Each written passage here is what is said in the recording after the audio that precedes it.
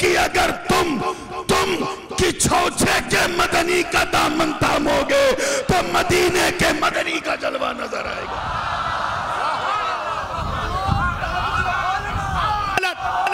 نعرہ حیدری خان.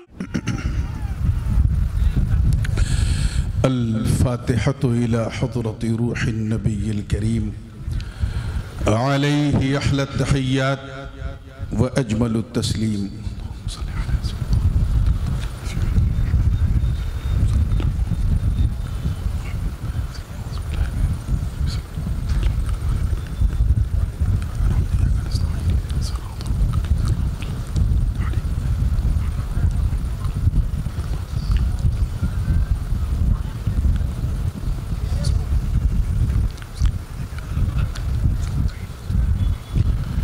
لي خمسة أطفي بها حر الوباء الحاتمة المصطفى والمرتضى وابناهما والفاطمة. غوث اعظم بمن بے سر و ساما مدد قبلہ دین مدد کعبہ ایما مدد معین الدین حسن عالم پناہ بسوے ماں غریباں یک نگاہ سرورا شاہ کریمہ دستگیرہ اشرفا حرمت روح پیمبر یک نظر کن سوئے ماں.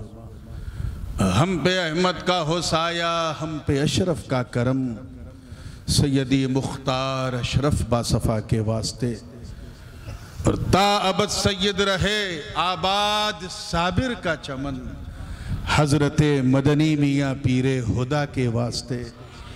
قال اللہ تعالی فی شأن حبیبہ ان اللہ وملائکتہ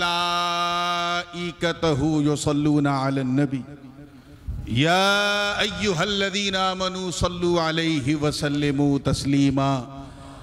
اللہم صلی وسلم وزد وبارک على سيدنا ومولانا محمد وعلى آل سيدنا ومولانا محمد صلى الله عليه وسلم.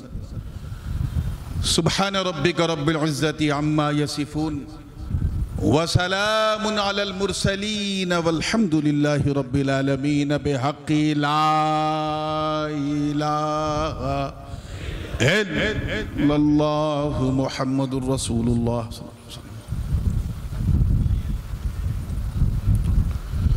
الحمد لله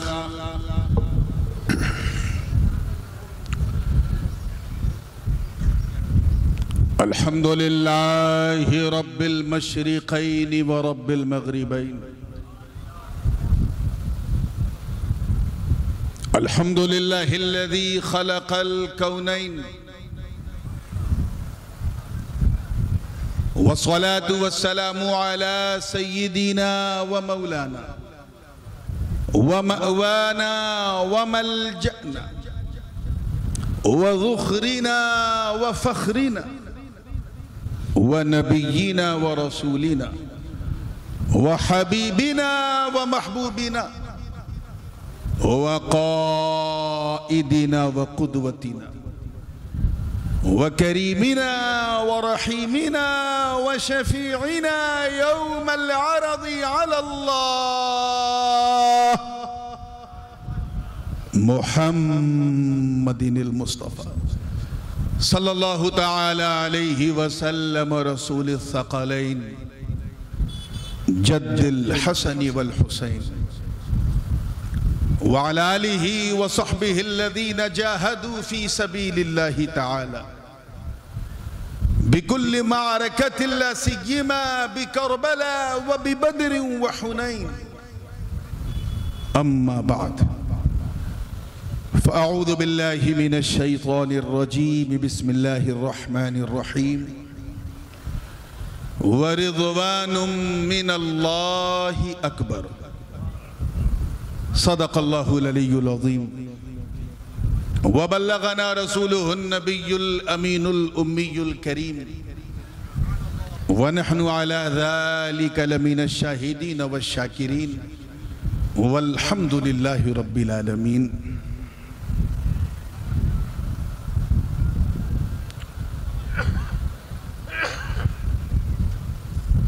بارگاہ رسالت والے رسالت میں انتہائی عقیدت و محبت کے ساتھ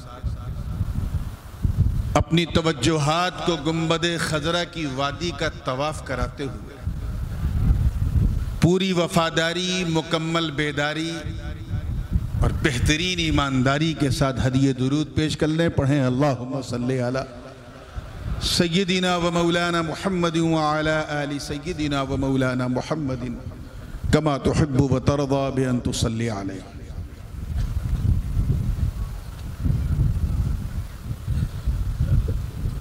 اس عرس سراپا قدس کے انتہائی پربہار ذی وقار بزم سرکار میں شہ نشین پہ جلوہ افروز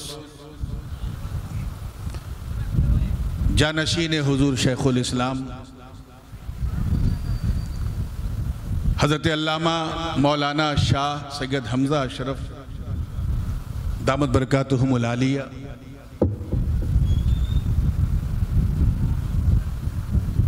اور ساتھ ہی ساتھ اسٹیج کے چاروں کونے میں بیٹھے ہوئے انتہائی باوقار سادات کرام، مشائخ اعظام، علماء ذوی الاحترام، شورائے اسلام، حفاظ کرام اور یہ ٹھاٹھے مارتے ہوئے سیلاب کے مانند میرے سامنے بیٹھی سنی عوام اور دور ایک گوشے میں بیٹھ کر محبت سے سننے والی خواتین اسلام، السلام علیکم ورحمۃ اللہ وبرکاتہ۔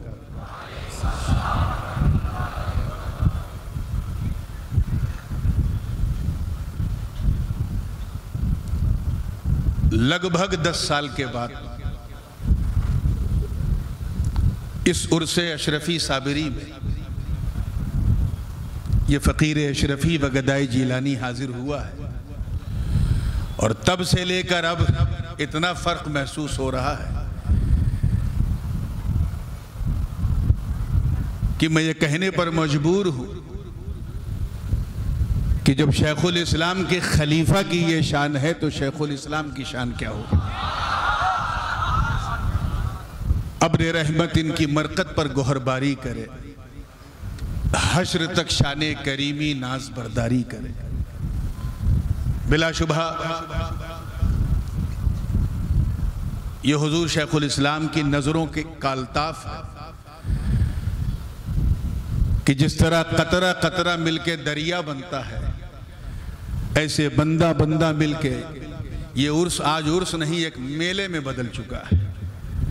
اللہ پاک اس کی برکتیں، سعادتیں اور نعمتیں ہم سب کو نصیب فرمائے۔ میرے انتہائی کرم فرما برادر طریقت خلیفہ شیخ الاسلام حضرت سید عبدالقادر باپو، میں بچپن سے ان سے ایک نعت گجراتی والی سنتا آیا، نبی جی تم نے کروں چھو پکار۔ اب یہ تو گجرات کے تھے، انہوں نے گجراتی میں خوب سنایا، میں ہندی بھاشی ہوں اور میرا جی چاہ رہا ہے کہ میں ہندی میں انہیں ایک نعت پاک سناؤں۔ میرے دیوان میں یہ اکلوتا ہندی کا کلام جسے میں نے ابھی 10-12-15 دن پہلے لکھا اور اسے سب سے پہلے میں نے اس شہر میں پڑھا جہاں ہندی زبان پیدا ہوئی ہے، یعنی بنارس میں، اور اب تو بہت مشہور ہے بنارس۔ وارانسی میں اسے سنایا، اس کے بعد پھر سورت میں سنایا۔ آج میرا جی چاہ رہا ہے کہ میں حضرت سید صابر علی باپو کی روحانیت کو بھی یہ کلام سنا دوں۔ خالص ہندی کلام ہے، اس کا بول بھی ہندی ہے، اس کا رنگ بھی ہندی ہے، انداز بھی ہندی ہے۔ چوکیے گا نہیں کیونکہ اس طرح کی بھاشا مذہبی ہمارے جلسوں میں بہت کم سنائی پڑتی ہے، اور اس کی وجہ یہ ہے کہ ہم نے اردو کو مسلمان سمجھا، ہندی کو ہندو سمجھا، جبکہ سچی بات یہ ہے کہ دونوں بھاشائیں ہیں اور دونوں سے جڑی ہماری آشائیں ہیں۔ تو تیار ہیں نا آپ لوگ؟ تو اس سے پہلے کہ میں سناؤں، جھوم جھوم کے بارگاہ رسالت والے رسالت میں ہدیہ درود پیش کر لیں۔ پڑھیں اللہم صلی علی سیدنا محمد وعلی آل سیدنا محمد مبارک وسلم۔ قاری صاحب آپ والا سسٹم ہو تو نعت پڑھنے میں مزہ آئے گا. حاضر اللہ. کہاں گیا میرا موبائل؟ ایک مرتبہ پھر درود پاک پڑھ لیں. صلی اللہ علی النبی امی والہ صلی اللہ علیہ وسلم صلاۃ و سلام علیک یا رسول اللہ. نیچے گر گیا. کیا ہے؟ ایک مرتبہ پھر درود پاک. صلی اللہ علی النبی امی والہ صلی اللہ علیہ وسلم صلاۃ و سلام علیک یا رسول اللہ. مطلع نظر کر رہا ہوں، توجہ چاہوں گا. شردھالو تیرے بولے، دیکھیے گا کہ شردھالو تیرے بولے، تیرے دوار کی جے ہو. شردھالو تیرے بولے، تیرے دوار کی جے ہو. مولا کا دھنیواد ہو، مولا کا دھنیواد ہو، سرکار کی جے ہو.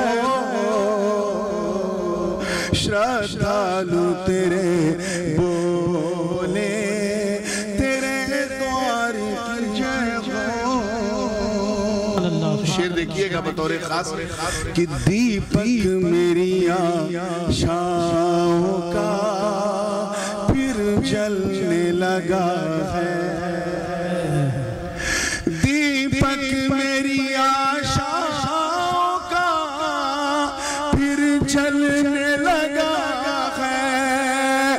دیپک میری آشاؤں کا پھر جلنے لگا ہے. ہونٹوں پہ سجائے تیرے، ہونٹوں پہ سجائے تیرے، جے کار کی جے ہو. شردھالو تیرے بولے، تیرے دوار کی جے ہو.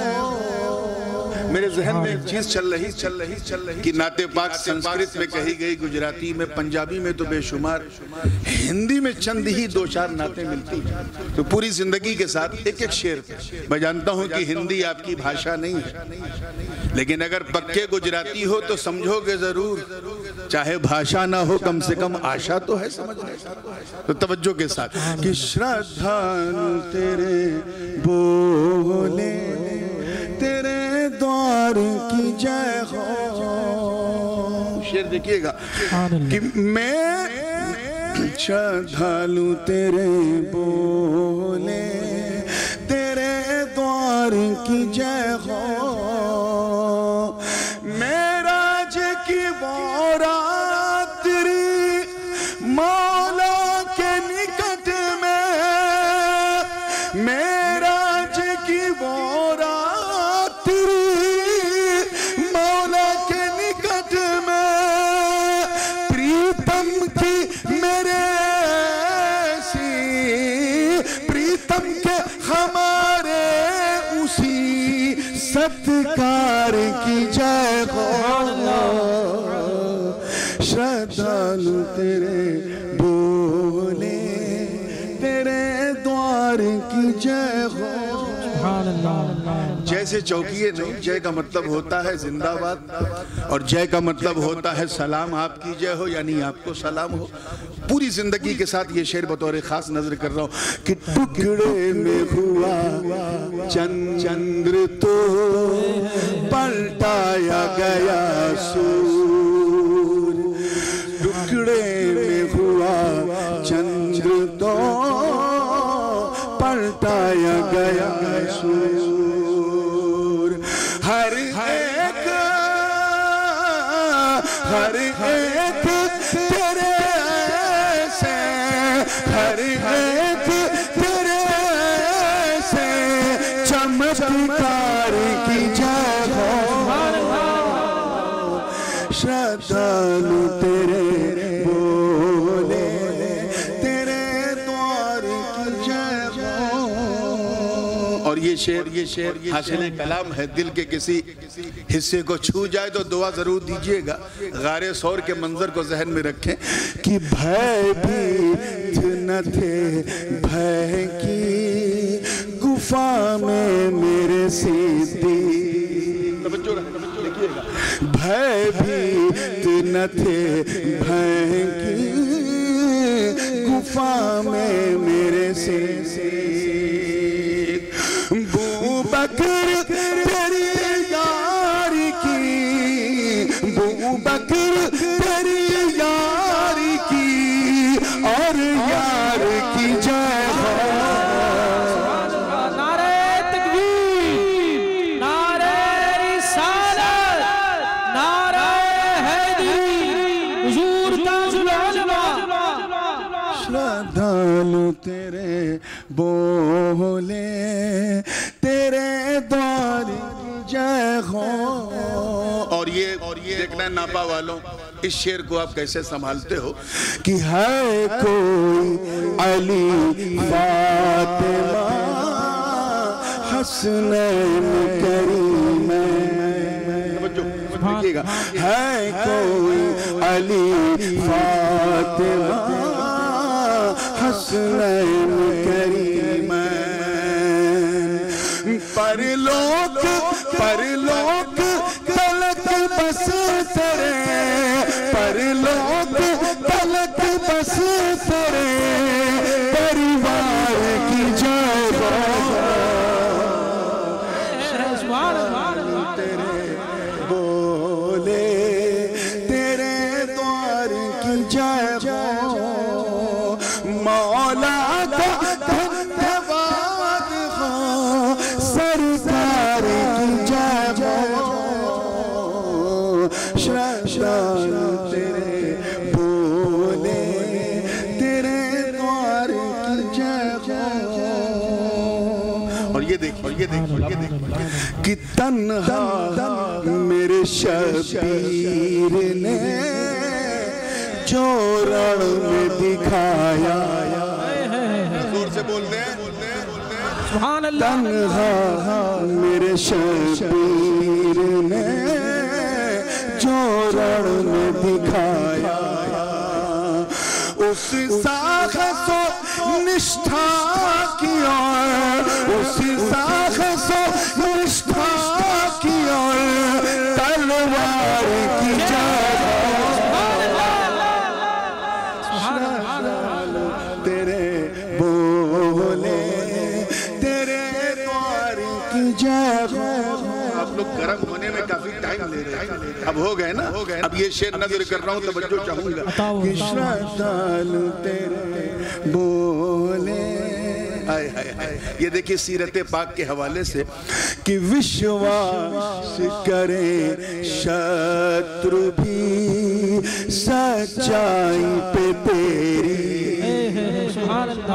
وشواس کرے شترو بھی سچائی پہ تیری، اور بولے چرچ اور تیرے، اور بولے چرچ اور تیرے ویوہار کی جائے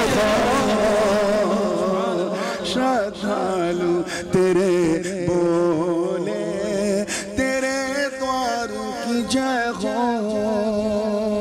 اور آخری شعر ہے مگر مہا شعر، توجہ چاہوں گا، اتساخ میں من کنتوں کی یہ گھوشڑا سن کر، من کنت مولا فہذا علی تمام سادات کرام کی توجہ، اب کون اتساہ میں، وہ دوسرے مصرے میں آ رہا ہے، اتساخ میں من کنتوں کی یہ گھوشڑا سن کر، فاروق بولے حیدر، فاروق بولے حیدر کرار کی جائے، نعرہ حیدری، نعرہ حیدری، نعرہ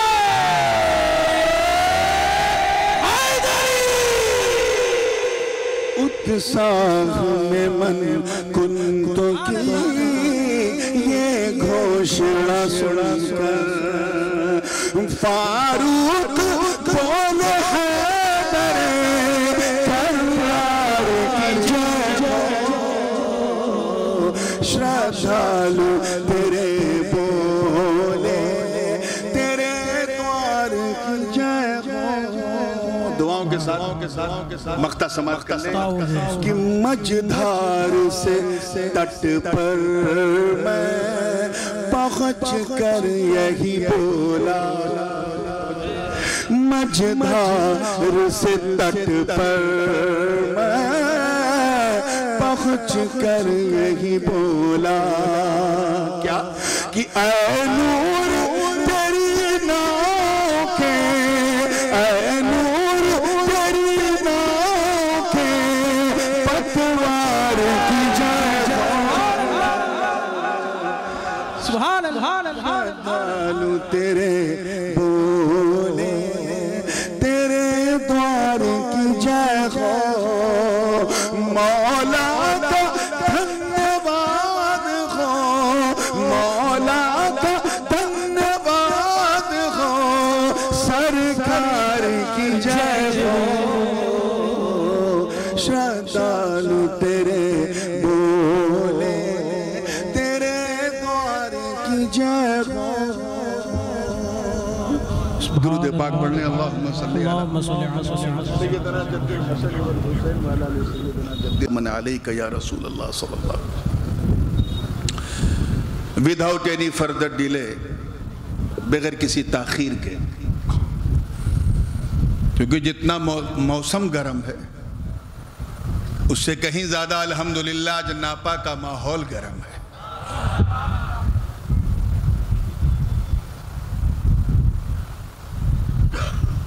میں نے جس آئے مبارکہ کریمہ طیبہ طاہرہ کے ایک حصے کی تلاوت کی ہے اللہ پاک کا ارشاد والا شان ہے وَرِضْوَانٌ مِّنَ اللَّهِ اکبر اور اللہ کی رضا سب سے بڑی ہے سب سے عظیم ہے سب سے مہان ہے اردو میں رضا ہی کہتے ہیں حالانکہ عربی میں اسے بکسر رضا اور اب تو پچھلے 30-40 سال سے لکھنؤ اور علی گڑھ اور کراچی کے ادیب رو رہے ہیں اردو والے کیونکہ اب اردو بھی عربی میں بولی جانے لگی ہے سوال کو سؤال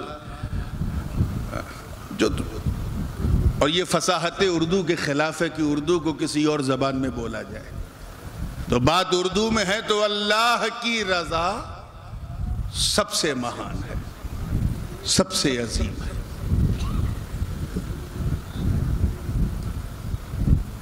ایک اچھا اسٹوڈنٹ اسی کو کہتے ہیں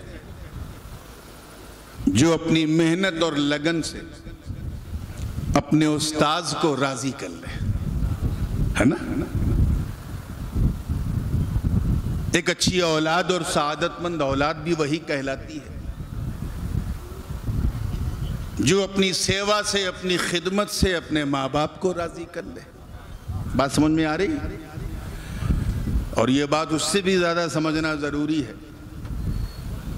کہ ایک اچھا مرید بھی اسی کو کہتے ہیں جو اپنی وفاداری سے اپنے پیر کو راضی کر لے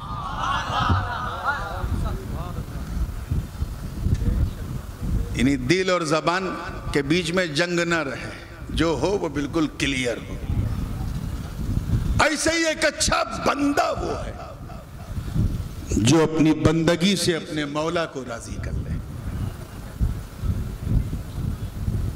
اور کیونکہ اللہ کی رضا سب سے مہان سب سے عظیم سب سے ویراٹ سب سے بڑی ہے اسی لیے کامیابی کی کنجی بھی اسی میں ہے کہ کوئی راضی ہو نہ راضی ہو میرا مولا مجھ سے راضی ہو جائے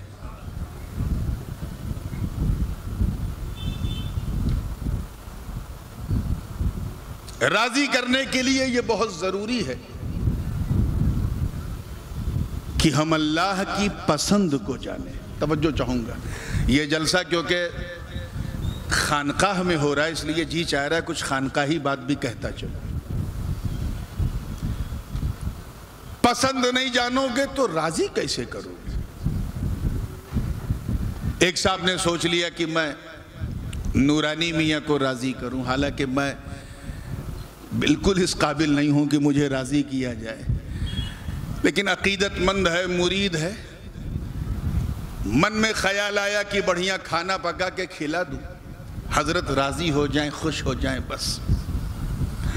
اس کے گھر پہنچا تو اللہ اکبر، چکن بھی ہے، مٹن بھی ہے، قورمہ بھی ہے، شاورما بھی ہے، اٹالین بھی ہے، ٹرکش بھی ہے، بریانی بھی ہے۔ اب ادھر بریانی ادھر نورانی، دیکھا تو ہو گئی پریشانی۔ ایسا نہیں کہ کھانا اچھا نہیں تھا، ایکسٹراڈینری ڈیلیشیس تھا، اتی سوادشٹ، but I couldn't enjoy with the food because the food wasn't cooked according to my desire, my liking۔ یار پہلے پتا ہوتا تو میں سب انگریزی میں بولتا۔ اللہ تعالیٰ، ویسے گجرات والے ماشاءاللہ انگریز ہو نہ ہو لیکن انگریزیت رہتی ہے، پاسپورٹ بھی لے کے آتے ہیں کہ حضرت دعا کر دیجئے انگلینڈ کا ویزا لگ جائے۔ چلیے اللہ تعالیٰ یہ مسکان آپ کے چہروں پہ سلامت رکھے۔ تو کھانا میری پسند کے مطابق نہیں تھا، so I couldn't enjoy، مجھے مزہ نہیں آیا۔ کیا سمجھے اس مثال سے؟ کچھ سمجھ میں آیا؟ بلا تشبیہ۔ اب میں سیدھے وہ ڈانڈی والے راستے پہ نہیں جاؤں گا، سیدھے ایکسپریس وے پہ آ رہا ہوں، جملہ ضائع نہیں ہونا چاہیے۔ تیار ہیں آپ لوگ؟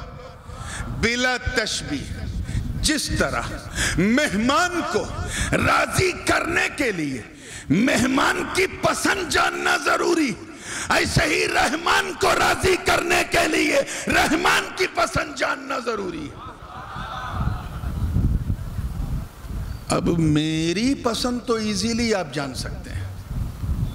If you have a direct number of mine, you can be in touch with me and call حضرت what you gonna have، آپ کیا کھائیں گے، کل میرے گھر لنچ ہے، میں بتا دوں گا بھئی مجھے یہ سادی روٹی بنا دینا، سادہ چاول بنا دینا، سادی دال، سادی سبزیاں، یعنی کھانا جتنا سادہ ہوگا دعا اتنی زیادہ ہوگی۔ میں تمہارے سامنے، تم میرے سامنے، تم نے مجھ سے ڈائریکٹ پوچھ لیا، میں نے بتا دیا۔ مسئلہ یہ ہے کہ ہم اللہ کی پسند کیسے جانیں اور راضی اسی کو کرنا ہے۔ توجہ چاہوں گا، اس کی پسند کیسے جانیں؟ وہ اننت ہے، ہمارا انت ہے، وہ اسیمت ہے، ہم سیمت ہیں، وہ نیراکار ہے، ہمارا آکار ہے، وہ بنانے والا، ہم بننے والے، وہ کھلانے والا، ہم کھانے والے۔ اس نے ہمیں 5 اندریاں دی ہیں، 5 sources of knowledge to recognize anything۔ رنگ کیسا ہے آنکھ نے بتایا، آواز کیسی ہے کان نے بتایا، سگندھ یا درگندھ ناک نے بتایا، ٹیسٹ کیسا ہے زبان نے بتایا، ٹمپریچر کیسا ہے چھو کے پتا چلا۔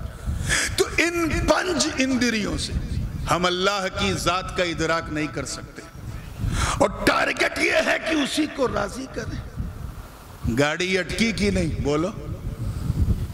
وہی مرید بھی تھا، چاہتا تھا میری پسند کا بنائے، مگر پرابلم یہ تھا کہ مجھ سے ڈائریکٹ کنیکٹیویٹی نہیں۔ کیا کرے کیسے کرے؟ تو معاملہ ناپا کا تھا، تو فوراً سید ذاکر باپو، سید قادر باپو کے پاس آیا، کہا باپو آپ تو 35-40 سال سے ان لوگوں کے ساتھ ہو، ایک ایک کی پسند جانتے ہو، یہ بتاؤ نورانی میاں کو کیا پسند ہے؟ باپو نے کھٹا کھٹ بتا دیا کہ بالکل سادہ سادہ بنا دے، زیادہ مہنگی دعوت نہیں ہوگی، 200-250 میں کام چل جائے گا۔ میں اس کے گھر پہنچا، سادہ سادہ کھانا دیکھا، کھانا تھا 2 روٹی، کھا لیا 4 روٹی۔ کیوں؟ کیونکہ کھانا میری پسند کا تھا۔ یہ پسند کس نے بتایا؟ میں نے تو نہیں بتایا، اس نے بتایا جو میرے قریب۔ اللہ کرے سمجھ میں آ جائے۔ کیوں؟ کیونکہ جو قریب ہوتا ہے وہی حبیب ہوتا ہے، اور جو جتنا قریب ہوتا ہے وہ اتنا حبیب ہوتا ہے۔ بلا تشبیہ مہمان کی پسند اس نے بتایا، جو مہمان کے قریب ہے۔ رحمان کی پسند اس نے بتایا، جو رحمان کے قریب ہے۔ चुनांचे अहमद मुस्तफा मोहम्मद मुस्तफा रूही फिदा हो सल्लल्लाहु अलैहि वसल्लम ने फरमाया, अल्लाह को राजी करना है तो शराब मत पियो, अल्लाह को नहीं पसंद है। ज़िना मत करो, अल्लाह को नहीं पसंद है। झूठ मत बोलो, अल्लाह को नहीं पसंद है। गीबत मत करो, अल्लाह को नहीं पसंद है। फितनाबाजी मत करो, अल्लाह को नहीं पसंद है। बैक बाइटिंग मत करो, अल्लाह को नहीं पसंद है। हराम मत खाओ, अल्लाह को नहीं पसंद है।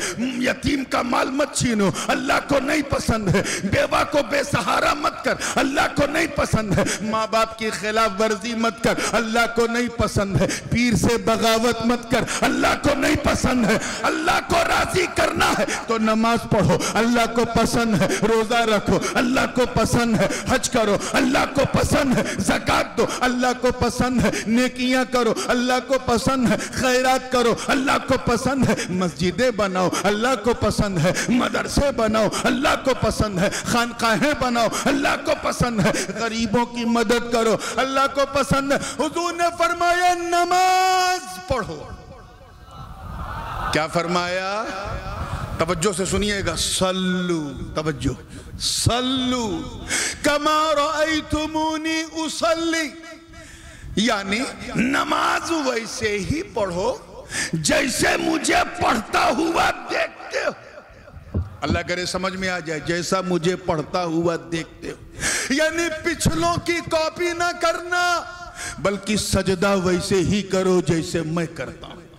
रुकू वैसे ही करो जैसे मैं करता हूँ। क़याम वैसे ही करो जैसे मैं करता हूँ। तशहुद में वैसे ही बैठो जैसे मैं बैठता हूँ। सलाम वैसे ही फेरो जैसे मैं फेरता हूँ। तुझे रोज़ा रखना है तो सिर्फ भूखा मत रह, बल्कि सहरी कर जैसे मैं करता हूँ। नियत कर जैसे मैं करता हूँ। रोज़ा रख जैसे मैं रखता हूँ। इफ्तार कर जैसे मैं करता हूँ। तरावी पढ़ जैसे मैं पढ़ता हूँ। तुझे हज करना है तो पिछली उम्मतों की कॉपी मत कर, बल्कि इहराम पहन जैसे मैं पहनता हूं। तवाफ़े काबा कर जैसे मैं करता हूं। तलबिया कर जैसे मैं करता हूं। सफा मरवा के दरमियान साई कर जैसे मैं करता हूं। रमीए जमार कर जैसे मैं करता हूं। मिना मुज़दलिफ़ा अरफात में क़याम कर जैसे मैं करता हूं। गोया हुजूर फरमा रहे हैं कि ऐ मेरे उम्मती, बस मेरी कॉपी कर, ओबे माई सुन्नत, मेरी सुन्नत पे चल।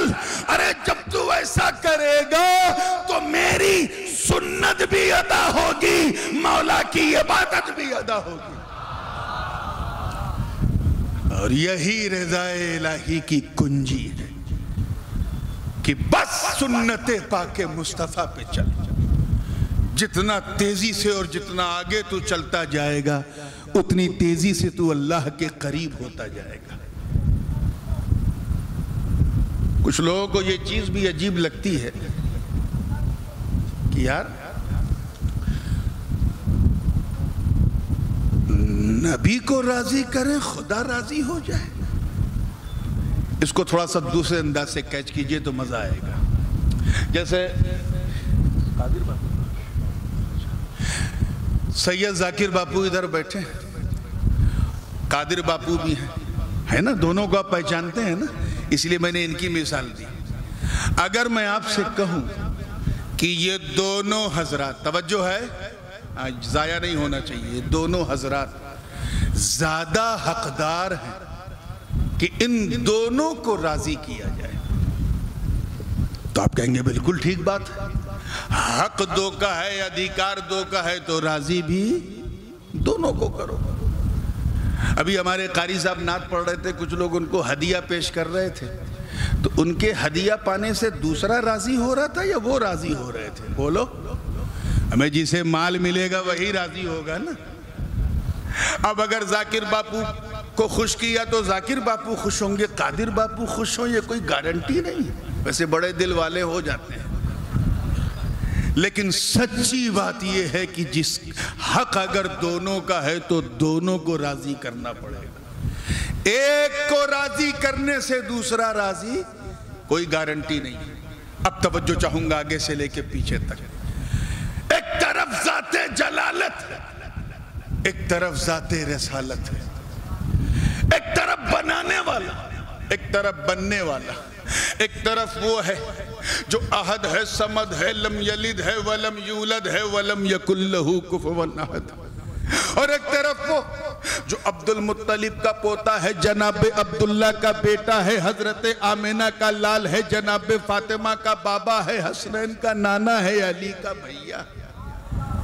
ایک طرف ذات جلالت، ایک طرف ذات رسالت، دونوں کی ذات الگ، دونوں کی صفات الگ، دونوں کی شان الگ، دونوں کی پہچان الگ، لیکن قرآن کا فیصلہ سنو، اللہ توجہ وَرَسُولُهُ أَحَقُّ أَن يُرْضُوهُ، اللہ اور اس کا رسول زیادہ حقدار ہے کہ اسے راضی کیا جائے۔ یہ نہیں فرمایا کہ أَن يُرْضُوهُمَا، کہ اللہ اور اس کا رسول زیادہ حقدار ہیں کہ ان دونوں کو راضی کیا جائے، یہ نہیں فرمایا، بلکہ کیا فرمایا؟ اسے، یعنی مرجع ہیں دو، اور ضمیر واحد مذکر کی، علماء کی توجہ چاہوں گا، ضمیر کیا ہے؟ واحد مذکر کی، اصولاً ہونا تھا یردوہما، کیونکہ اللہ کی ذات الگ، رسول اللہ کی ذات الگ، دونوں کی شان الگ، پہچان الگ، مگر قرآن کا فیصلہ ہے کہ اللہ اور اس کا رسول زیادہ حقدار ہیں کہ ایک کو راضی کیا جائے۔ یا اللہ کسے؟ تو آواز آئی، ارے گھبراتا کیوں ہے؟ تو خدا کی پسند کو تو جان نہیں سکتا، اسے پہچان نہیں سکتا، اس لیے دامن مصطفیٰ تھام لے، جس سے مصطفیٰ راضی اس سے خدا راضی۔ یہاں کوئی تیرا میرا نہیں، جو خدا کا وہ مصطفیٰ کا، جو مصطفیٰ کا وہ خدا کا، یہاں نہ میرا ہے نہ تیرا ہے، نہ کچھ تیرا میرا ہے۔ تبھی تو ہمارے امام نے کہا تھا، مچل کے کہا تھا کہ میں تو مالک ہی کہوں گا کہ ہو مالک کے حبیب، یعنی محبوب و محب میں نہیں میرا تیرا۔ عزیزان ملت پوری توجہ کے ساتھ، تو اللہ کی رضا سب سے مہان ہے، اور یہ رضا الہی جو ہے، ایک تو یہ ہے کہ نبی کا دامن تھامو تو اللہ کی رضا حاصل ہو جاتی ہے، یعنی نبی راضی تو، اور زور سے بولو، اللہ راضی۔ کلیئر ہے نا؟ نبی راضی تو اللہ راضی۔ اللہ کے رسول علیہ السلام فرماتے ہیں کہ احب اللہ لما یغدوکم من نعمہ، اللہ سے محبت کرو۔ توجہ ہے آپ لوگوں کی؟ توجہ ہے؟ زور سے بولو۔ بڑی خاص بات دینے جا رہا ہوں، میں جانتا ہوں موسم گرم ہے، لیکن یہ بھی جانتا ہوں کہ آج صابر کا کرم ہے، اسی لیے تو بالکل معاملہ گرما گرم ہے۔ بس جو بات اتارنے جا رہا ہوں دماغ میں، اللہ کرے ہر دل والے کے دل میں اتر جائے۔ اللہ کے رسول فرما رہے ہیں اللہ سے محبت کرو ان نعمتوں کے بدلے جو اس نے تمہیں دی، وہ بے بہا نعمتیں، تم بچپن سے 55 تک پہنچ جاؤ گے نہیں گن پاؤ گے کیا کیا اس نے ہمیں دیا، بلکہ 55 سے قبرستان کے مدفن تک پہنچ جاؤ گے، you can never ever count how much he has blessed you with the things, so many things۔ کیا کیا دیا؟ حضور فرما رہے ہیں اللہ سے محبت کرو، کیونکہ وہ تمہیں کھلاتا ہے، پلاتا ہے، جلاتا ہے، تمہیں زندگی بخشتا ہے، تمہیں ساری نعمتیں عطا کرتا ہے۔ آگے فرمایا وَأَحِبُّونِي، توجہ، وَأَحِبُّونِي لِحُبِّ اللَّهِ، اور مجھ سے محبت کرو اللہ کی محبت کی وجہ سے۔ پھر میں دہرا رہا ہوں تاکہ اب تطبیق کو کیچ کر لیں تو مزہ آ جائے۔ اللہ سے محبت کرو کیونکہ اس نے اپنی نعمتوں سے تمہیں نوازا۔ آگے فرماتے ہیں مجھ سے محبت کرو کیونکہ اللہ کی محبت کی وجہ سے۔ اس کے بعد فرماتے ہیں وَاحِبُّ اہل بیتی لحبی، اور میری اہل بیت سے محبت کرو میری محبت کی وجہ سے۔ مطلب صاف ہے کہ اگر تم اللہ سے محبت کرنا چاہتے ہو تو پھر مجھ سے محبت پہلے کرو۔ اور میرے قریب آنا چاہتے ہو تو میرے علی سے محبت کرو، میری فاطمہ سے محبت کرو، میرے حسن سے محبت کرو، میرے حسین سے محبت کرو، ائمہ طاہرین سے محبت کرو، غوث اعظم سے محبت کرو، غریب نواز سے محبت کرو، مخدوم اشرف سے محبت کرو، محبوب الہی سے محبت کرو۔ اے ناپا اور چروتر کے غیور سنیوں، میں عزت رب کعبہ کی قسم اٹھا کے کہتا ہوں، جس طرح ائمہ طاہرین کی محبت، نبی کی محبت، نبی کے گھر والوں کی محبت، نبی کی محبت ہے، تو مجھے کہہ لینے دو کہ اگر تم کی چھوچے کے مدنی کا دامن تھامو گے تو مدینے کے مدنی کا جلوہ نظر آئے گا۔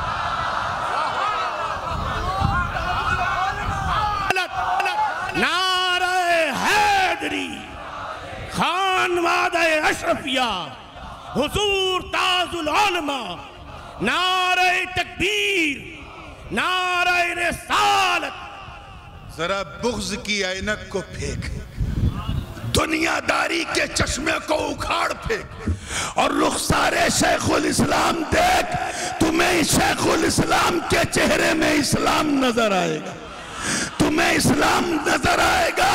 ارے آنکھوں میں مکی چوچے کے مدنی کا جلوہ ہوگا، دلوں میں مدینے کے مدنی کی رونق۔ سبحان اللہ، سبحان اللہ، سبحان اللہ۔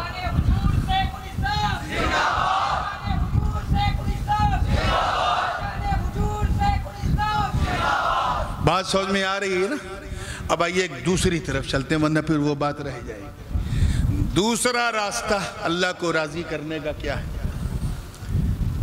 اللہ سے ڈرو۔ کیا بولو؟ ڈرو۔ حضرت ذوالنون مصری حضرت جنید بغدادی رحمت اللہ علیہ فرماتے ہیں کہ اللہ کا خوف جو ہے وہ اللہ کے قریب کر دیتا ہے۔ اللہ سے ڈرنے کا یہ مطلب بالکل نہیں ہے کہ شراب بھی پیو اور زمزم بھی پیو۔ ہاں، اللہ سے ڈرنے کا یہ مطلب بھی نہیں ہے کہ ادھر بھی چلو ادھر بھی چلو، یک گیر محکم گیر ہے۔ اللہ سے ڈرنے کا یہ مطلب نہیں ہے کہ زکوٰۃ بھی نکالو سود بھی کھاؤ۔ توجہ رہے، اللہ سے ڈرنے کا یہ مطلب بالکل نہیں ہے کہ چندہ بھی مانگو دھندہ بھی کرو۔ ارے اب تم مسکرا دو یار، اس پہ کوئی جی ایس ٹی نہیں ہے۔ اللہ تعالیٰ ویسے بھی جب سنی مسکراتا ہے تو بدعقیدہ ذرا گھبراتا ہے۔ اللہ یہ مسکان آپ کے چہروں پہ سلامت رکھے۔ اللہ سے ڈرو۔ یہ ڈر بھی بڑی عجیب چیز ہے۔ ایمانداری سے بتانا، اگر آپ سڑک پہ چل رہے ہو، ہاتھ میں ڈنڈا ونڈا کچھ نہیں ہے، اور سامنے ایک سانپ پھن کھول کے کھڑا ہو جائے، کیا کرو گے؟ ہاں بولو، بھاگو گے؟ کیا کرو گے؟ جان بچانا فرض ہے۔ گھر میں بیٹھے تھے، اچانک شارٹ سرکٹ ہوا، آگ لگ گئی، تو کیا کرو گے؟ وہیں سو جاؤ گے بستر لگا کے؟ بھاگو گے؟ زور سے بولو، کیا کرو گے؟ ہاں، یہی سمجھانے کی کوشش کر رہا ہوں۔ آپ چل رہے تھے، کسی نے بندوق تان دیا، اب کیا کرو گے؟ سینہ سامنے لاؤ گے؟ بھاگو گے؟ یعنی انسان، دیکھیں کتنے لوگ کیچ کر رہے ہیں، انسان جس سے جتنا ڈرتا ہے، توجہ رہے، اتنا دور بھاگتا ہے، اس سے اتنا دور بھاگتا ہے۔ لیکن صرف اللہ کا ڈر، دوستوں اللہ کا ڈر اتنا بے مثال، اتنا انمول ہے کہ بندہ جتنا اللہ سے ڈرتا جاتا ہے اتنا اللہ کے قریب ہوتا جاتا ہے۔ تو اللہ کے قریب ہونا، تو اللہ سے ڈرنا شروع کرو، تم ڈرتے جاؤ گے، اسے راضی کرتے جاؤ گے، اسے راضی کرتے جاؤ گے۔ اس چیز کو تھوڑا سا خانقاہی انداز میں سمجھنے کی کوشش کرو۔ آج تو میں فرمائش کی آزمائش کا شکار ہوں۔ ابھی باپو میرے کان میں بول کے گئے ہیں تو میں اس ٹکڑے کو آپ کے سامنے رکھ رہا ہوں۔ بات ہے اللہ کی رضا کی۔ کس کی؟ بولو۔ ہاں بالکل سنجیدگی سے، اللہ کی رضا کی۔ تو اس کو سمجھنے کے لیے ہر چیز کا سمجھنا بہت ضروری ہے، جو مالہو مال ہے، جو اس سے ملی جلی چیزیں ہیں۔ یاد رکھنا، ایک ہے شیطان، کون ہے؟ ایک ہے نفس۔ حمزہ میاں خاص توجہ اس نکتے پہ دیکھیے گا اور دیکھیں کون کہاں تک سمجھ رہا ہے۔ میں چاہتا ہوں تم وہ بھی سمجھ جاؤ جو میں نہیں کہہ رہا، تاکہ وفاداری کے ساتھ سمجھداری بھی سمجھ میں آ جائے۔ توجہ چاہوں گا۔ ایک ہے شیطان، کھلا ہوا دشمن ہے انسان کا۔ ان الشیطان للانسان عدو مبین۔ The shaitan is the open enemy of all mankind۔ کھلا دشمن۔ لیکن میرے دوستو ایک دشمن اور ہے، اور وہ شیطان سے بھی بڑا دشمن ہے، اور وہ کھلا نہیں، وہ چھپا دشمن ہے، اور وہ ہے نفس۔ کیا ہے؟ آپ لوگ بھی بول دو، کیا ہے؟ نفس۔ نفس تو اتنا خطرناک دشمن ہے کہ اس نے عزازیل کو بھی شیطان بنا دیا۔ کیا کمی تھی اس کے پاس یار؟ 6 کروڑ برس تک اللہ کی عبادت کرتا رہا، تقوی پہ تقوی، تقوی پہ تقوی، تقوی پہ تقوی، ایک دن مار دیا لقوہ۔ ہاں، یہ تقوی والا بھی بڑا ڈینجر ہوتا ہے، مار دیا لقوہ۔ جھٹکا کیوں؟ ایگو آ گیا۔ یہ ایگو، ایریگنس اتنی ڈینجر چیز ہے۔ انا خیر منہ، میں آدم سے بہتر ہوں۔ آدم کو تو نے مٹی سے بنایا، مجھے آگ سے بنایا، I am better than آدم۔ یہ جو I am better than آدم ہے نا، یہ ایگو، یہی نفس ہے۔ کیا ہے؟ زور سے بولو، نفس ہے۔ اب میں آپ کے حوالے کر رہا ہوں، کہاں نفس دکھ رہا ہے اور کہاں بے نفسی دکھ رہی ہے، یہ فیصلہ آپ کرنا۔ لیکن نفس I'm better than یہ اتنی ڈینجر چیز ہے کہ اس نے عزازیل کو بھی شیطان بنا دیا۔ دونوں میں خاص بات جانتے کیا ہے؟ شیطان اور نفس میں دونوں ایک دوسرے کو کوارڈینیٹ کرتے ہیں۔ توجہ، ایک دوسرے کو کوآپریٹ بھی کرتے ہیں، سپورٹ بھی کرتے ہیں۔ مثال کے طور پہ اگر شیطان نے کسی کو بہکایا تو نفس کیا کرتا ہے؟ نفس اس بہکاوے کو مدلل بنا دیتا ہے، مبرہن بنا دیتا ہے۔ فار ایگزامپل، شیطان نے وسوسہ ڈالا کہ دوستوں کے ساتھ چلو شراب پیتے ہیں۔ یہ کس نے ڈالا؟ بولو، منہ سے بولو۔ ہاں، جتنی تیز بولو گے اتنی تیز شیطان بھاگے گا۔ شیطان نے وسوسہ ڈالا کہ شراب پیا جائے۔ نفس کیا کرتا ہے؟ نفس اسی وسوسے کو خوبصورت بنائے گا، کہے گا دیکھ شراب پیے گا تو تیرا معدہ اچھا رہے گا، نیند بہت اچھی آئے گی، ڈائجیشن سسٹم پرفیکٹ رہے گا اور بہت سکون رہے گا اور بالکل ایک دم ٹینشن لیس ہو جائے گا، تو پینک نہیں ہوگا۔ یہ دلیل کس نے دیا؟ نفس نے۔ زور سے بولو، کس نے دیا؟ ایسے ہی اگر نفس کسی چیز سے بہکا دے تو شیطان دلیل دے کے اسے مبرہن کرتا ہے۔ ایک بات اور بتاؤں، ہم نے سنا ہے، آپ سب نے سنا ہوگا کہ رمضان کا چاند دکھتے ہی شیطان کو جیل میں بند کر دیا جاتا ہے، زنجیر سلسلۃ الشیاطین۔ سنا ہے کہ نہیں سنا؟ قید خانے چلا جاتا ہے۔ پھر بھی لوگ رمضان میں جھوٹ بولتے ہیں، پھر بھی روزہ چھوڑتے ہیں، پھر بھی غیبت کرتے ہیں، پھر بھی رمضان میں چھپ چھپ کے فلمیں دیکھتے ہیں۔ یار شیطان تو قید خانے میں ہے۔ یہ غلط کام کون کروا رہا ہے؟ نفس۔ کون کروا رہا ہے؟ زور سے بولو۔ ہاں، اس چیز کو سمجھنے کی کوشش کرو، یہ نفس کروا رہا ہے۔ غالب صاحب کا ایک بڑا مشہور واقعہ ہے، دہلی میں اپنے 4-5 ساتھیوں کے ساتھ، شورا کے ساتھ، رمضان کے دن 12 بجے دوپہر میں آم کھا رہے تھے۔ آم کے بڑے شوقین تھے۔ وہاں سے داغ صاحب کا گزر ہوا، جب یہ منظر دیکھا کہیں غالب صاحب اللہ سے ڈریں، رمضان کا مہینہ ہے، آپ آم کھا رہے ہیں 12 بجے دن میں۔ ارے رمضان میں تو شیطان بھی قید خانے میں رہتا ہے۔ تو غالب صاحب نے مسکرا کے کہا صحیح سنا آپ نے، وہ جس کمرے میں شیطان کو قید کیا جاتا ہے وہ کمرہ یہی ہے۔ نہیں پہنچے کیا؟ یہی ہے، یعنی ہم سے تو شیطان جب 30 دن کی چھٹی پہ ہوتا ہے تو اس کا کام نفس کرتا ہے۔ اتنی ڈینجر چیز۔ اشرفیوں اپنے اشرف کی بات سن، قدوۃ الکبریٰ، غوث العالم، محبوب یزدانی، حضرت میر کبیر اوحد الدین سید اشرف جہانگیر سمنانی محمد آباد گوہنا میں خطبہ دے رہے ہیں ممبر پہ اور فرما رہے ہیں الناس عبد لعبدی، لوگ میرے بندے کے بندے۔ کیا کہا؟ لوگ میرے بندے کے بندے۔ تو وہاں دو چار مولوی بیٹھے تھے، مدرسے کی روٹی کھائی تھی، خانقاہ کا دلیہ نہیں کھایا تھا، انہیں یہ ہضم نہیں ہوا۔ دوڑتے ہوئے قاضی شہاب الدین دولت آبادی کے پاس پہنچے، کہا یہ اشرف مخدوم اشرف نے کیا کہہ دیا کہ لوگ میرے بندے کے بندے ہیں؟ ارے ہم لوگ تو اللہ کے بندے ہیں، اور یہ کہہ رہے ہیں یہ لوگ میرے بندے کے بندے ہیں، تو کیا معاذ اللہ اللہ ان کا بندہ؟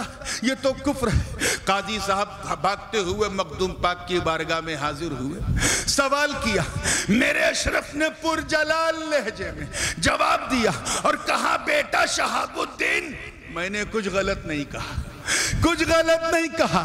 ارے لوگ نفس کے بندے ہیں اور نفس میرا بندہ ہے۔ میں نے نفس کو اپنا بندہ بنایا، لوگ نفس کے بندے بن گئے۔ نفوس ستہ کے الگ الگ درجات ہیں، اور جو سب سے گھٹیا نفس ہے وہ نفس امارہ ہے۔ اور یہ بات ابھی جب ہمارے قاری صاحب وہ نعت پڑھ رہے تھے، کیا نفس امارہ یا علی کہہ کر وہیں دماغ میں آیا کہ میں نے کہا اس بات کو ذرا میں اور کلیریفائی کروں۔ نفس امارہ یہ وہ نفس ہے جو صرف گناہ کی طرف آمادہ کرتا ہے، اور صرف آمادہ نہیں کرتا بلکہ گناہ کو بھلا بنا دیتا ہے۔ بندہ اس گناہ میں گم ہو کر ایسا گم ہو جاتا ہے کہ اسے گناہ کے سوا کچھ نظر ہی نہیں آتا۔ چلتے پھرتے اٹھتے بیٹھتے سوتے جاگتے خلوت میں جلوت میں ہر جگہ گنہگاری کے بارے میں سوچتا رہتا ہے۔ یعنی کتاب پڑھ رہا ہے تب بھی گناہ سوچ رہا ہے، موبائل دیکھ رہا ہے تب بھی گناہ، ہر چیز میں اس کا من صرف اور صرف گناہ میں لگا ہے۔ جب کسی بندے کا نفس گناہ کو پسند کرنے لگے تو سمجھ جاؤ اس کا نفس نفس امارہ ہے۔ کیا ہے؟ اور یہ وہ نفس ہے جس کے بارے میں صوفیہ فرماتے ہیں کافروں کا نفس ہے، لیکن بدقسمتی سے مسلمانوں میں بھی یہ آ گیا ہے، یہ نفس کافرہ ہے۔ پھر ایک وقت ایسا آتا ہے کہ بندہ گناہ تو کرتا ہے لیکن گناہ کو گناہ سمجھ کے نہیں کرتا۔ توجہ خاص نکتہ ہے، گناہ کو گناہ سمجھ کے نہیں کرتا بلکہ اسے گھن آتی ہے کرتے وقت، لیکن لذت گناہ کی وجہ سے وہ گناہ کرتا ہے۔ چنانچہ گناہ کر کے وہ توبہ کرتا ہے، پھر گناہ میں ملوث، پھر توبہ کرتا ہے، پھر گناہ میں ملوث، یعنی اسے گناہ اچھے نہیں لگتے، وہ گناہوں سے بھاگنے کی کوشش کرتا ہے۔ اس کا مطلب یہ ہے کہ اس کا نفس جو ہے اب ترقی کر کے نفس امارہ سے نفس لوامہ ہو گیا، جس کی قسم قرآن نے کھائی، لا اقسم بالنفس اللوامہ۔ یہ نفس کا دور ہے، اس لیے میں نے چاہا کہ ذرا نفس پر تھوڑی سی بات ہو جائے۔ پھر ایک وقت ایسا آتا ہے کہ جب بندے کو گناہ سے نفرت ہو جاتی ہے، زور سے بولو کیا ہو جاتی ہے؟ نفرت۔ اللہ ہم سب کو نفرت، گناہ سے نفرت عطا کر دے۔ بہت دھیرے آمین کہا ہے، کچھ ارادہ ہے کیا؟ نفرت ہو جاتی ہے، گناہ اس کی زندگی کا ایک بدنما داغ بن جاتا ہے، اور وہ سچی توبہ کر کے، توبہ نصوح کر کے، ادخلوا فی السلم کافہ کا پورا اثر اپنے اندر لے کر دامن اسلام کو مضبوطی سے تھام لیتا ہے، پھر اس کا نفس ترقی کر کے نفس ملہمہ بن جاتا ہے۔ کیا بن جاتا ہے؟ اور آسان کر دوں، صوفیہ کرام نے نفس ملہمہ کو نفس مومنہ بھی کہا ہے، یعنی یہ مسلمانوں کا نفس ہے۔ کیا ہے؟ پہلا نفس امارہ کافروں کا نفس، دوسرا نفس ہے نفس لوامہ یہ گنہگاروں کا نفس، تیسرا نفس ہے نفس ملہمہ فَأَلْهَمَهَا فُجُورَهَا وَتَقْوَاهَا یہ ہے مسلمانوں کا نفس۔ پھر ایک وقت ایسا آتا کہ بندہ نیکی اتنا کرتا ہے کہ نیکی پر، توجہ چاہوں گا آگے سے لے کے پیچھے تک، کہ نیکی پر بندے کا نفس مطمئن ہو جاتا ہے. کیا ہو جاتا ہے؟ زور سے بولو. سیٹسفائی ہو جاتا ہے، سنتشٹ ہو جاتا ہے. یعنی اسے نیکیاں اچھی لگنے لگتی ہیں. نیکیوں کے بغیر اسے چین نہیں ملتا. نماز چھوڑ جائے تو جب تک قضا نہ پڑھ لے اسے نیند نہیں آتی. روزہ چھوڑنے نہیں دیتا. حج ایک ایک پائی جمع کر کے کر لیتا ہے. زکوٰۃ ایمانداری سے دیتا ہے. یعنی نیکیوں میں اتنا اخلاص پیدا ہو جائے کہ نیکی پر بندے کا دل مطمئن ہو جائے، اس کا من سنتشٹ ہو جائے. جب بندہ اس منزل پہ پہنچتا ہے تو اس کا نفس ترقی کر کے نفس مطمئنہ ہو جاتا ہے. کیا ہو جاتا ہے؟ پھر آواز آتی ہے، یا ایتھا النفس المطمئنہ ارجعی الی ربک راضیۃ مرضیہ فادخلی فی عبادی وادخلی جنتی. اے نفس مطمئن، اپنے رب کی طرف لوٹا، راضی ہوتے ہوئے لوٹا، داخل ہو جا اللہ کی جنت میں، شامل ہو جا اللہ کے بندوں میں. یہ صالحین کا نفس ہے. کس کا؟ اللہ والوں کا، اولیاء اللہ کا نفس ہے، نفس مطمئنہ. پھر ایک وقت ایسا آتا ہے کہ بندہ اس نفس مطمئن کے ساتھ جب اپنی ٹریولنگ شروع کرتا ہے تو زندگی کے مختلف درجات بدلتے بدلتے وہ اس مقام پہ پہنچ جاتا کہ صرف اللہ کو راضی کرنا ہے اور کچھ نہیں کرنا ہے. وہ کھاتا بھی اس لیے تاکہ اللہ راضی ہو جائے، پیتا بھی اس لیے تاکہ اللہ راضی ہو جائے، چلتا بھی اس لیے تاکہ اللہ راضی ہو جائے، نکاح بھی کرے گا تاکہ اللہ راضی ہو جائے. یعنی وہ ہر کام، سوتے جاگتے، اٹھتے بیٹھتے، 24/7 اراؤنڈ دا کلاک صرف اس کے من میں ایک چیز چلتی ہے کہ کچھ ایسا کروں کہ میرا مولا راضی ہو جائے. وہ تخت سمنان پہ بیٹھ کر سمنان کے تخت کو صرف اس لیے لات مار دیتا ہے تاکہ میرا مولا راضی ہو جائے. مولا راضی ہو جائے، اللہ کی رضا میں اس کے شب و روز گزرنے لگتے ہیں.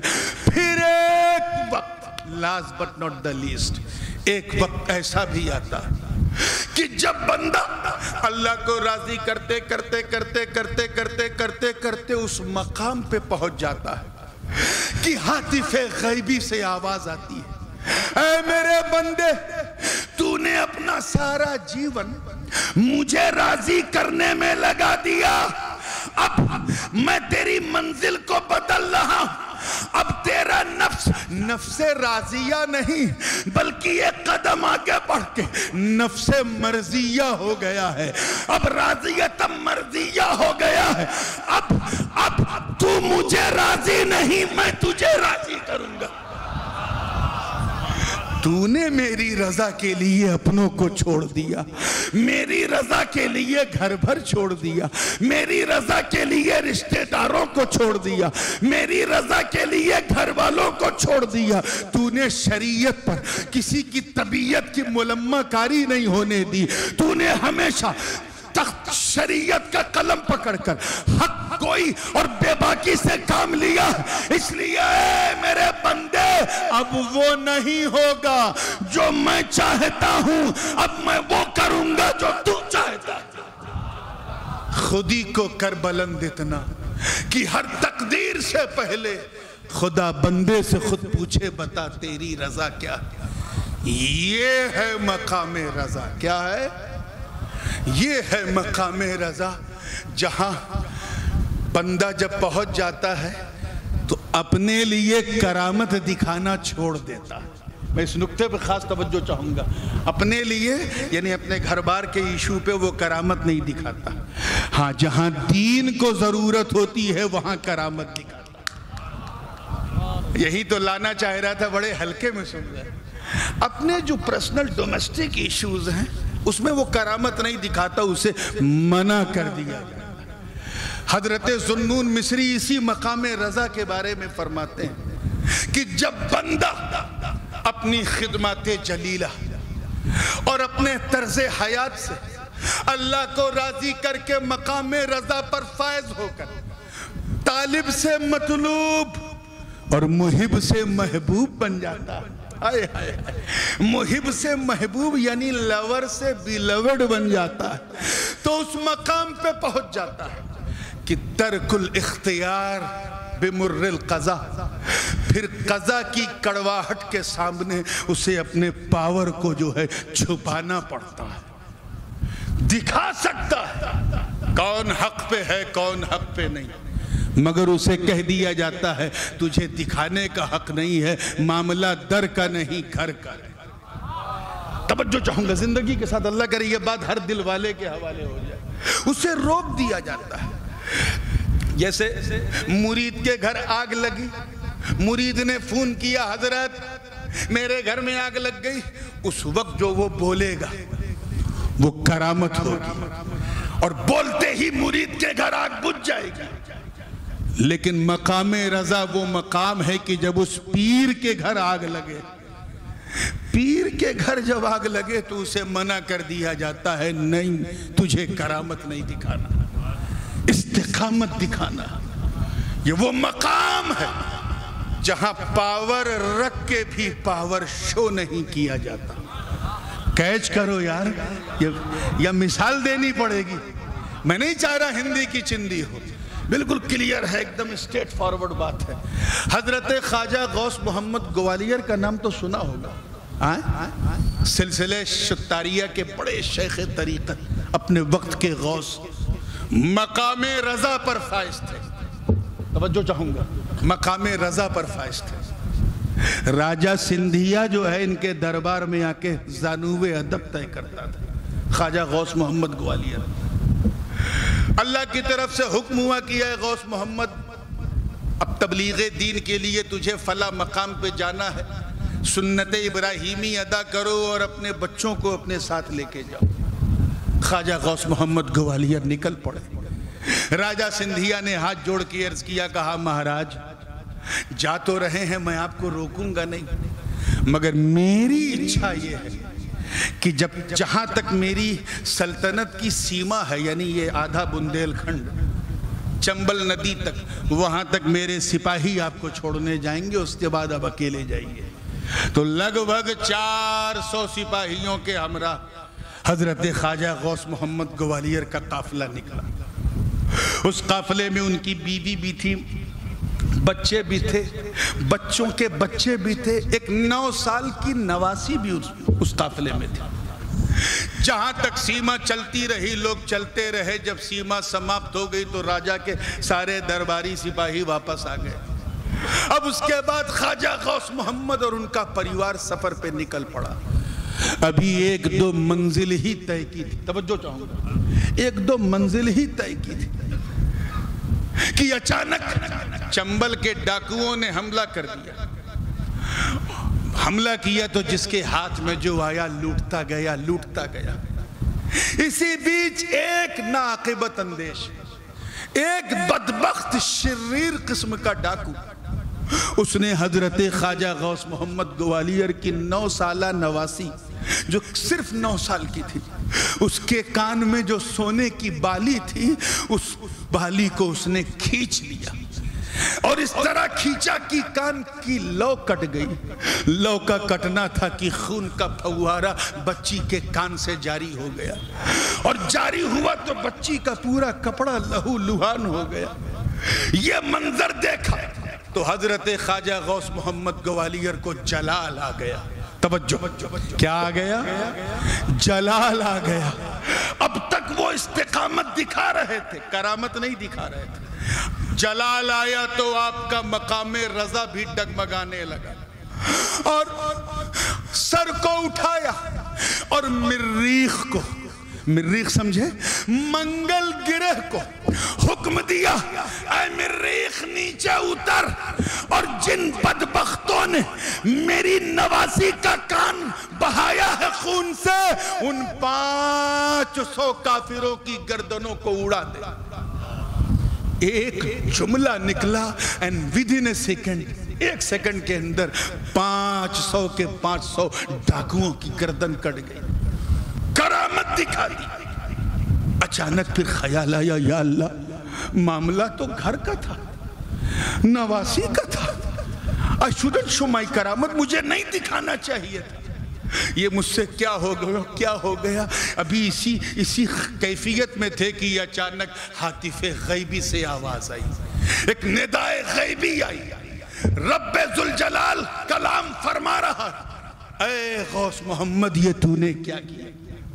تو تو مقام رضا پہ فائز ہے، تجھے تو استقامت دکھانا تھی، معاملہ گھر پریوار کا تھا، تو نے کرامت دکھا دی، معاملہ اے اللہ مجھ سے خطا ہو گئی، مجھے معاف کر دے۔ کہ خطا تو خطا، تو نے 500 لوگوں کو ایک جھٹکے میں قتل کر دیا۔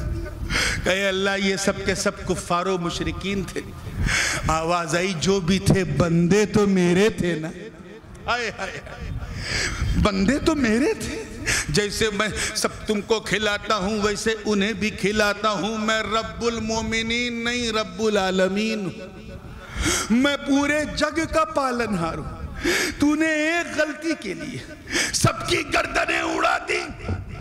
حضرت خواجہ غوث محمد بہت روئے، اتنا روئے کہ اللہ رب العزت نے انہیں پھر اسی مقام رضا پر فائز کر دیا۔ سمجھے؟ اب سمجھ میں آیا کہ حسین نے کربلا میں کرامت کیوں نہیں دکھائی، کرامت کیوں نہیں دکھائی؟ عباس کے بازو کٹ گئے، حسین کرامت نہیں دکھا رہے ہیں، سکینہ العطش کر رہی ہیں، حسین کرامت نہیں دکھا رہے ہیں، قاسم کی جوانی لڑ گئی، حسین کرامت نہیں دکھائے ہیں، حضرت علی اکبر کا لاشا خون میں نہا گیا، حسین کرامت نہیں دکھا رہے ہیں، تمام آوان و انصار اہل بیت یکے بعد دیگرے شہید ہو گئے، حسین کرامت نہیں دکھا رہے ہیں، ایک عابد بیمار ہیں، حسین کرامت نہیں دکھا رہی، جناب سکینہ دامن عباس تھام کے یا العطش کہہ رہی، مگر حسین کرامت نہیں دکھا رہے ہیں۔ خدا کی قسم اے چروتر والوں، میرا حسین کرامت تو بڑی بات، اس مقام رضا پہ فائز کہ صرف سر اٹھا دیتے، خدا کی قسم اتنی بارش ہوتی کہ پورا کربلا سمندر بن جاتا، مگر حسین نے کرامت نہیں دکھائی، صرف اپنے بابا علی کی ذوالفقار کو دشت کربلا میں گاڑ دیتے تو ایک نیا چشمہ جاری ہو جاتا۔ ارے حسین تو حسین، اگر ان کی بیٹی جناب سکینہ حضرت سکینہ اگر وہ صرف اپنی اوڑھنی کو نہر فرات کی طرف صرف اچھال دیتی، خدا کی قسم پوری نہر کٹ کے خیمے میں آ جاتی، مگر انہوں نے بھی کرامت نہیں دکھائی۔ ارے جناب علی اصغر کو دیکھو، سب نے انہیں گود میں اٹھائے رکھا، کسی نے کربلا کے رن میں ایک سیکنڈ کے لیے انہیں نہیں بٹھایا۔ کیوں؟ چاہے تم اپنوں کی روایت پڑھو یا غیروں کی روایت پڑھو، ہر جگہ یہی ملے گا کہ کسی نے زمین پر علی اصغر کو نہیں بٹھایا۔ کبھی وہ سکینہ کی گود میں، کبھی ام یعلا کی گود میں، کبھی حضرت زینب کی گود میں، کبھی شہر بانوں کی گود میں، کبھی جناب سکینہ کی گود میں، کبھی بازوے عباس میں، کبھی صغرا کی گود میں، کبھی آوان و انصار اہل بیت، کبھی کنیزان فاطمہ کی گود میں، کسی نے زمین پہ نہیں بٹھایا۔ اور جب رات ہو جاتی تھی تو ایک کپڑا ایسے باندھ دیا جاتا تھا، اس میں علی اصغر کو لٹا دیا جاتا تھا، زمین پر کسی نے نہیں بٹھایا۔ کیوں؟ یہ حسین کا مقام رضا ہے، کسی نے نہیں بٹھایا۔ کیونکہ سب کو پتا ہے، جنگ کی حکمت پتا ہے، مصلحت پتا ہے، سب کو معلوم ہے، یہاں کرامت نہیں استقامت دکھانا ہے۔ ابھی علی اصغر صرف 6 ماہ کے، انہیں ان حکمتوں کا علم نہیں، ان مصلحتوں کا پتہ نہیں، انہیں نہیں معلوم یہاں کرنا کیا ہے۔ اگر زمین پہ بٹھا دیا اور وہیں بیٹھے بیٹھے اپنی بہن کے منہ سے العطش پیاس کی صدا سن لی اور سن کر اپنے بابا حسین کے سوکھے ہونٹوں کو دیکھ لیا اور دیکھ کر اگر بے چینی میں اپنے پاؤں کی ایڑی کو رگڑ دیا تو اسماعیل کا پوتا ہے، کہیں دوسرا زمزم نہ جاری ہو جائے۔ نعرہ تکبیر، نعرہ رسالت، نعرہ حیدری، ذکر تاجدار کربلا، نعرہ تکبیر، نعرہ رسالت۔ اس لیے کرامت نہیں دکھائی، استقامت دکھائی۔ اس موقع پہ میرے والد گرامی حضور شہنشاہ خطابت غازی ملت الشاہ سید محمد ہاشمی میاں الاشرفی الجیلانی متعن اللہ تعالی بطول حیاتی، ان کے صحت کے لیے آپ سب دعا فرمائیے۔ ایک بڑا خوبصورت نتیجہ حضرت نکالتے ہیں اور میں چاہتا ہوں وہ نتیجہ آپ کے حوالے کر دوں، اور وہ اس لیے ضروری ہے کیونکہ میں ان کے جملوں کا امین ہوں اور ان کا فطری جانشین۔ اجازت ہے یا نیند آ رہی ہے؟ اجازت۔ حضرت فرماتے ہیں کہ ایک طرف امام حسین، ایک طرف ان کے بیٹے کے بیٹے کے بیٹے کے بیٹے کے بیٹے کے بیٹے کے بیٹے کے بیٹے کے بیٹے غریب نواز۔ میں حوالہ دے کے اس لیے بات کر رہا ہوں، بعد میں یہ نہ کہنا وہاں سے لے لیا۔ توجہ چاہوں گا، ادھر بھی وہی معاملہ تھا، وہاں نہر فرات پہ پہرا تھا، یہاں پر انا ساگر کی انا پر پہرا تھا، پہرا دونوں جگہ۔ مگر حضرت خواجہ غریب نواز نے ایک سیکنڈ صبر نہیں کیا، فوراً اپنے خادم کو حکم دیا، جا یہ کاسا لے کے جا اور ساگر سے کہہ دے تجھے حسن سنجری نے بلایا، حسن سنجری نے بلایا۔ اور اتنا ہی کہا تھا حضرت فخر الدین گردیزی نے کہ چل تجھے حسن سنجری نے بلایا۔ کسی نے یہ نہیں دیکھا کہ پورا ساگر گاگر میں کیسے آیا، مگر یہ سب نے دیکھا کہ پورا انا ساگر سوکھ گیا، سوکھ گیا۔ آج وقت وہ سوال حسین سے کر رہا ہے، اے آقا حسین، آپ نے کرامت کیوں نہیں دکھائی؟ آپ کے بچے بغداد میں کرامت دکھائیں، اجمیر میں کرامت دکھائیں، کچھوچے میں کرامت دکھائیں، احمد آباد میں کرامت دکھائیں، مارہرہ میں کرامت دکھائیں، ملتان میں آپ کے بچے کا کرامت دکھائیں، اور آقا حسین آپ نے کرامت نہیں دکھائی۔ راز کیا ہے؟ تو رہنمائی ہوئی، کہا سن، دونوں کی ڈیوٹی الگ اور اس ڈیوٹی میں چھپی ہوئی بیوٹی بھی الگ، بیوٹی بھی الگ۔ غریب نواز کی ڈیوٹی اور امام حسین کی ڈیوٹی اور۔ غریب نواز بھارت میں اسلام پھیلانے کے لیے آئے تھے اور میرا حسین کربلا میں اسلام بچانے کے لیے آئے تھے۔ اور سنو، پھیلانے کے لیے کرامت ضروری ہے جو ہند کے راجہ نے دکھایا، اور بچانے کے لیے استقامت ضروری ہے جو جنت کے راجہ نے دکھایا۔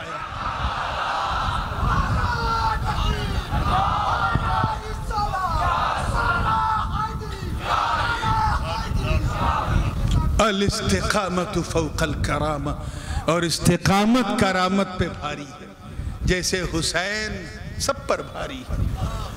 یہ ہے مقام رضا میرے دوستو۔ اس لیے اللہ والوں کی خاموشی کو ہلکے میں نہ لیا کرو، یہ ان کی آزمائش ہے، انہیں آزمایا جا رہا ہے۔ وَلَنَبْلُوَنَّكُمْ بِشَيْءٍ مِّنَ الْخَوْفِ وَالْجُوعِ وَنَقْصٍ مِّنَ الْأَمْوَالِ وَالْأَنفُسِ، اور کبھی کبھی ثمرات سے بھی، اپنے بچوں سے، بچوں کے بچوں سے، ان کے بچوں سے آزمایا جاتا۔ آقا حسین کو کربلا میں آزمایا گیا، انہوں نے قدم استقامت کو ہلنے نہ دیا۔ ہم بھی حسینی ہیں، چاہے جیسی آزمائش آ جائے، ہم اپنے شیخ کا دامن نہ یہاں چھوڑیں گے نہ میدان قیامت میں چھوڑیں گے۔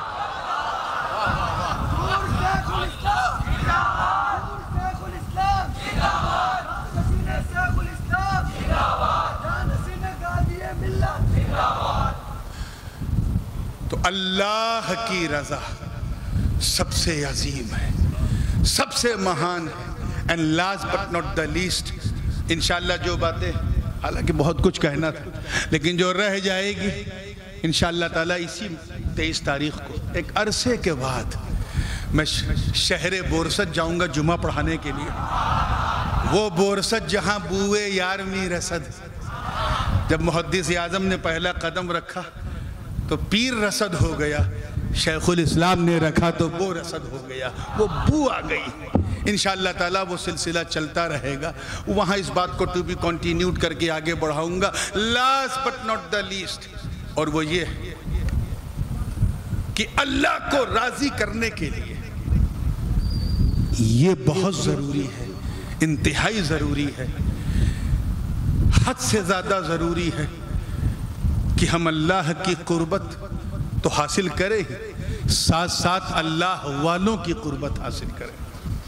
اللہ والوں کی قربت، قریب رہنے والا جیسا، آخری بات ہے اور فائنل ٹچ ہے، جس کے قریب ہو رہا ہے اسے دیکھنا پڑتا ہے وہ کیسا ہے. کیا تم بھول گئے ایک بے زبان کتا؟ کئی بار کئی مقام پہ بیان کر چکا ہوں، تفصیل میں نہیں جاؤں گا. ایک بے زبان کتا صرف اللہ والوں کے پیچھے پیچھے پیچھے پیچھے پیچھے پیچھے چلتے چلتے چلتے چلتے صرف غار کہف تک نہیں بلکہ جنت تک پہنچ گیا، جنت تک. اور پہنچ کر وہ بے زبان کتا بھی جنتی ہو گیا، بلکہ صرف جنتی نہیں بلکہ اللہ کے مقدس کلام کا عنوان بن گیا. عنوان اس طرح، ابھی اگر پیر صاحب کمرے میں اکیلے سو رہے ہوں اور ان کا خادم باہر دروازے پہ بیٹھا ہو اور کوئی پوچھے کہ پیر صاحب کیا کر رہے ہیں تو آپ جواب دیں گے پیر صاحب سو رہے ہیں. یہ تھوڑی نہ کہیں گے کہ پیر صاحب سو رہے ہیں اور ان کا خادم جو ہے وہ پاؤں پھیلائے وہ بھی سو رہا ہے. خادم کو کون نوٹس میں لیتا ہے، مگر پیچھے چلنے کی برکت دے گی. کیوں؟ خادم تو خادم، وہ بے زبان کتا بھی اللہ کے مقدس کلام میں عنوان بن گیا. چنانچہ جب غار کہف میں تمام اصحاب کہف چلے گئے تو وہ غار کے دہانے پہ کس طرح لیٹا اور کیسا لیٹا، اس کیفیت کو اللہ تعالیٰ نے قرآن میں بیان کیا. کلبہم باسط ذراعیہ بالوصید، کہ ان کا کتا اپنے باہوں کو پھیلائے لیٹا ہوا تھا. یا اللہ، پوچھا جا رہا ہے اصحاب کہف کی کیفیت اور بیان کتے کا، تو آواز آئی یہی تو پیچھے چلنے کا صدقہ ہے. جہاں جہاں شیخ جاتا ہے وہاں وہاں مرید جاتا ہے. اور سنو، اگر آپ نے گھر میں دعوت دی اور 4 لوگوں کو بلایا، اس میں ایک صاحب کتا لے کے چلتے ہیں، حالانکہ اس کی کوئی گنجائش نہیں ہے لیکن آج کل ماڈرن دور ہے. میزبان کے گھر جیسے ہی پہنچے، میزبان نے پوچھا آپ لوگ کتنے؟ تو وہ کیا کہے گا؟ ہم لوگ، بولیے زور سے، 5 ہوں گے تو کہے گا 5، 6 ہوگا تو کہے گا ہم 6.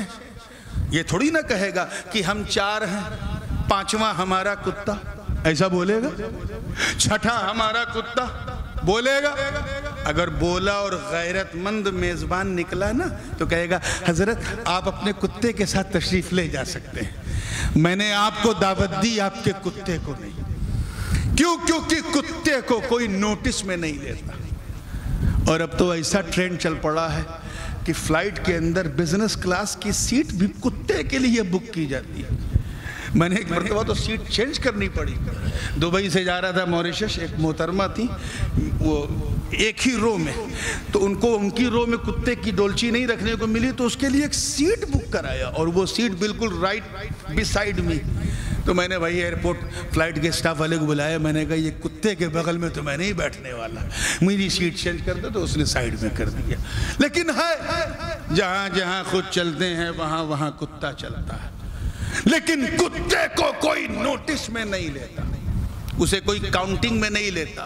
یہ کوئی نہیں کہتا کہ ہم 3 ہیں 4تھا ہمارا کتا، یا ہم 5 ہیں 6واں ہمارا کتا، یا ہم 7 ہیں 8واں ہمارا کتا. ایسا کوئی نہیں بولتا. مگر مریدوں تم مایوس مت ہونا، شیخ کا دامن تھام کے تو دیکھو، پیچھے پیچھے چل کے تو دیکھو۔